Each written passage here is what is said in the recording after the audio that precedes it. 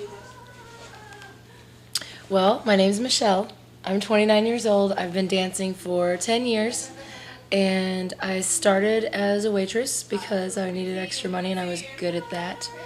And I always loved to dance my entire life. And I thought that I wanted to dance, but I also knew that I was 18 years old and I was extremely naive and had no idea what the business was really like because all I'd seen was Flashdance.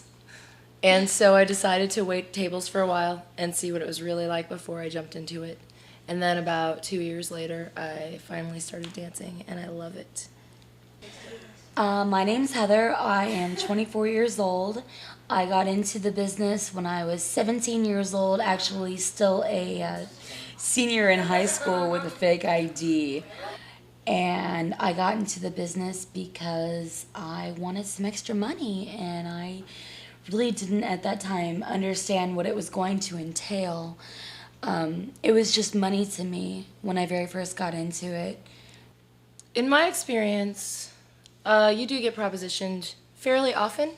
Some guys are more subtle about it, and they're nicer about it, and I'll be nicer to them with the way that I answer them, because I understand that because of the way that the business works, a lot of times they can go into a club, and if they say the right things, they can find the girl who will do those things, and they're not trying to be offensive or disrespectful, they just want to have sex. I know a lot of guys that I dance for in particular, because I like to dominate men, they really like to have my underwear, and for a price they can have it. And any guy that I dance for, I make sure can leave can leave with a piece of me, can leave with an impression of me to go home and fantasize about. I want them to fantasize about me so that when they come back, they can say, oh, I thought about you, or I dreamt about you, or, while I was pleasuring myself, I thought about you, and it really enhanced my masturbation. It really enhanced the way that I felt while I was masturbating, or, I really want that. I want them to think about me, and I want them to remember me, and the next time they come back, I want them to say, oh, damn, there's that girl. Oh, God, there's that girl. I have to have another dance from her. I just have to. Generally, the men that I give lap dances to are usually more respectful and sweet to me. And I think it's because of my personality a lot. I love the fact that we don't have to dance for anyone that we're not comfortable with, and I tend to stay away from guys that make me uncomfortable, or I feel that, or they offend me, or I feel they're disrespectful to me. So most of the men that I give lap dances to are completely respectful and sweet guys that just want to have a beautiful woman dance on them,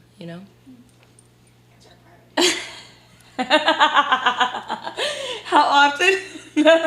Well, if I'm doing my job right, they get off every time, but I try real hard not to. I feel... Can you revise that? As fetishy as I am, I try very hard not to get guys off when I'm dancing for them, because I feel like if they get off, then they're getting more for their money than what I offered them. I did not offer them an orgasm, I offered them a dance. So if a guy gets off, I feel cheated. Like I did way more for the $25 to $40 that he's giving me than what he really deserved. If he gets off, then he's a pussy, and he hasn't had any in a while, so he can't help but get off when I do it for him.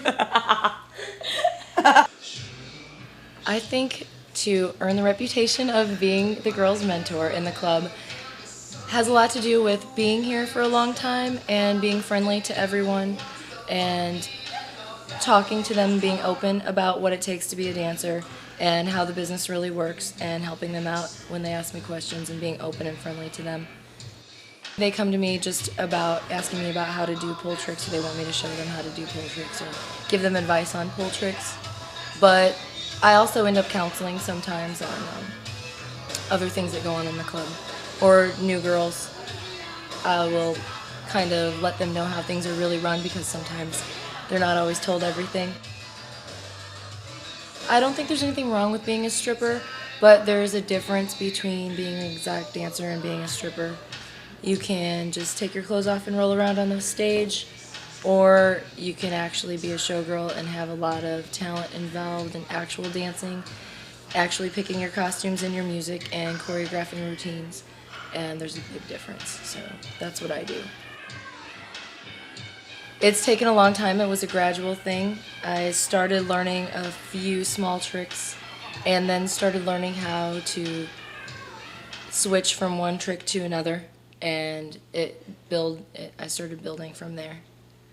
And now I have about 6 or 7 minutes of all different tricks that I can string together. It's taken a lot of time though.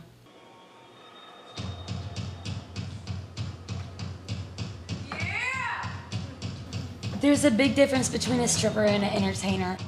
I like to consider myself an entertainer because I like to get up and I really feel the music, and I try to convey the emotion of the music and my own emotion at that particular time.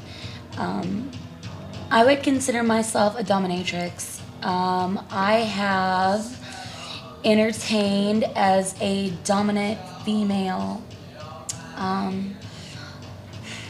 probably, I would say, about 4 years, ever since I really understood what being a dominant female, like truly being a dominant female was. I entertain by telling customers what they want to hear. Telling customers what they want to hear means telling them what they need to do for me. What they should do for me, what they need to do for me, the things that will make me happy and make them want to pay me because I'm a happy girl. I like the idea of a burlesque sort of show, so like dancing on stage and a bunch of people and getting naked and kind of putting on a show. I don't necessarily, I mean, I have no problem with strip clubs and strippers. It's kind of sad to me, just because I don't know, but it makes a lot of money, so I don't think that it's necessarily something that needs to be degrading for a woman, but it doesn't turn me on. About 200. Yeah, easy. About $200 easy. You can spend in a strip club easy. That's just getting started. Yeah.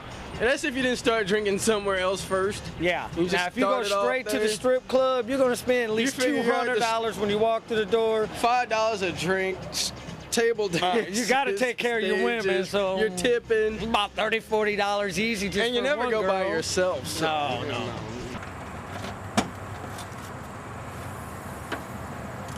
Pole dancing doesn't really add to your income much, I don't think. Actually, it may take away from it. There's a lot of guys that do like it and come in and drop hundreds on your stage and say, wow, you're awesome, you're amazing. Well, I preferred artist or entertainer. Stripper, it's not a kosher word. It's not so nice, it doesn't seem. When it comes to dancer apparel and shoes and things, most of the time I like to have the customers buy them. Shoes ordinarily last me a month. Shoes probably range from $50 to $80 a pair. Outfits, generally, you can get a pair of panties for 10 or 15 bucks, and then a full outfit could cost you 150. Just depends on the outfit and your style. Definitely, private dances are a vital source of our income. I mean, they're the majority of all of our money, varying from the $20 couch dance to the $40 bed dance. VIP rooms, they sell for $200 a half hour, so I mean, there's a lot of money there. The lap dances, some guys do get off, and there are that just want to sit there and talk to you. But for the most part, if they don't get off, I guarantee they're going home and watching some porno. Well, I had my first St. Louis strip club on the east side the other night, and I really enjoyed myself. I think that there's because I'm a non-threatening force in a strip club, that the strippers and the women were a lot more comfortable, and so it was exciting. It was fun. I would do it again. You just can't feel it. Dancers in general have more outgoing personalities, so they don't hold back as much. I think anytime that women have opinions, they're considered bitchy if they're not all fluff and roses, their opinions. So that's probably why. Because we speak our minds, and if we speak our mind about something that isn't completely positive, anytime you're a woman and you do that, you're considered a bitch. In my opinion, dancers are bitchy. I know I'm bitchy. I'm only bitchy. I'm only a bitchy if I'm showed disrespect or if a customer really wants me to be bitchy. Generally, I won't date a person that I meet in the club. So I'm in a long-term relationship now, and I did not meet that person at the club. So that helps a lot. I think if you meet them at the club, they have a certain expectation of you or a certain illusion of you. I mean, understandably. I don't feel less than them anymore because of this job. I see men more as an equal. I don't see them being superior to me, or even if they're in a position of power or authority, I do see them all as, they can all be controlled by sex. That's the one thing they all have in common. So no matter how strong or in control they try to be, we can always control them with sex. So if that's disrespect, then I guess maybe, but I don't see it that way. Dancers and drugs do go hand in hand. Not all of us.